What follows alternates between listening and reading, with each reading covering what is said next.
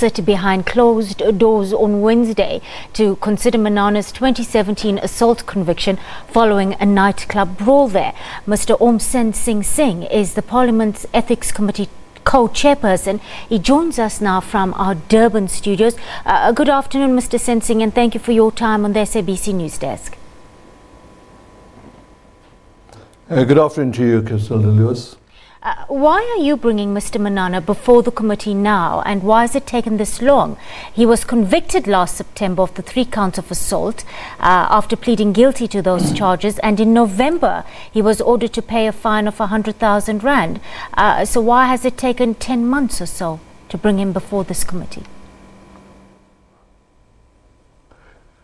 Crystal Lewis, the committee has many cases that we attend to.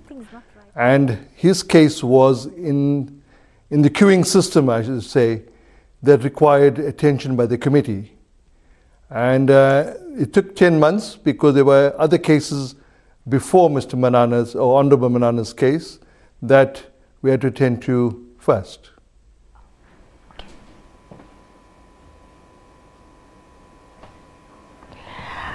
We do understand that the inquiry that's coming up on Wednesday will deal only with the nightclub brawl and not the charges when it comes to the domestic worker and the charges she brought against Mr. Manana. What informed that decision, Mr. Singh? Why did you leave out the case around the domestic worker and focus only on the nightclub brawl?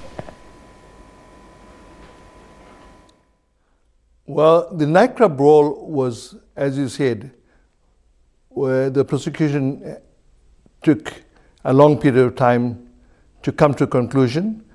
And the committee then decided to first attend to that complaint. And after we finished with that, we would look at the decision that was taken today in regards to the domestic employee that was assaulted. Mr. Singh, we understand that witness statements will be brought to the attention of Mr. Manana during this closed session on Wednesday. Just take us through the process. What can we expect, and when will Manana be given a chance to respond? The process is that there's a multi-party committee that sits from the Joint Committee of Ethics and Members' Interest to listen to the witnesses, if there are witnesses, and also give the person a chance also to be able to defend him or herself.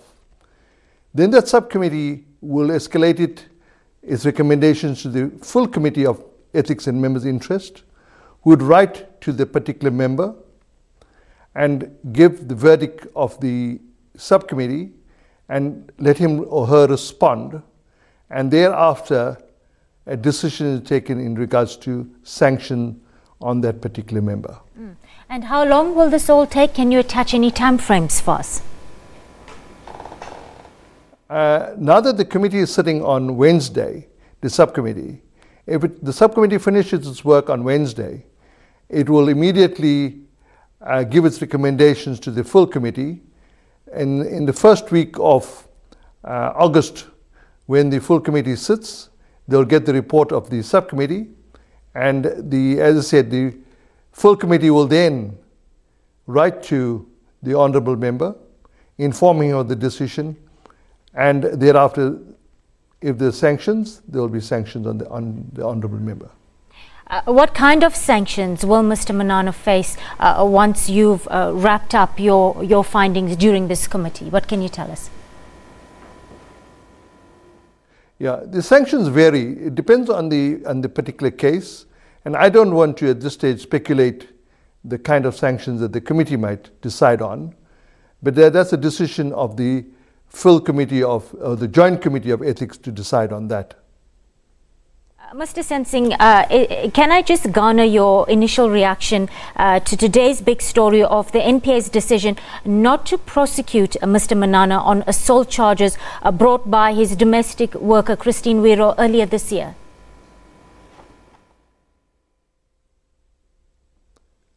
I didn't get your question. Can you repeat the question? I just wanted to garner your thoughts while you're there in the Durban studio on your initial reaction to the NPA's decision today not to prosecute Mr. Manana on assault charges brought by his domestic worker, that's Christine Wiro, earlier on this year. He was accused of pushing her down a flight of stairs.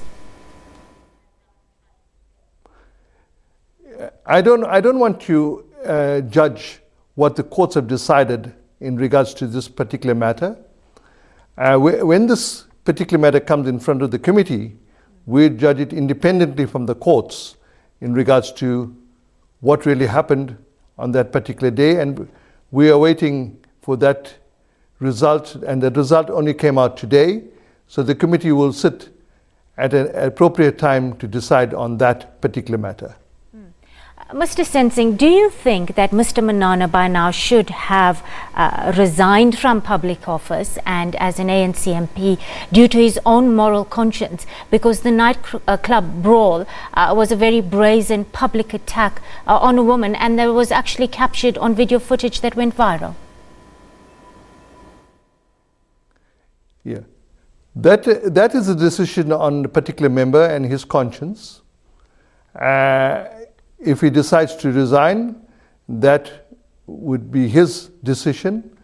I don't want to, once again, inform a member what he should do as a member, as the co-chair of the Ethics Committee. Well, thank you, Mr. Aumsensingh Singh. He's the Parliament's Ethics Committee co-chairperson, joining us from our Durban studios.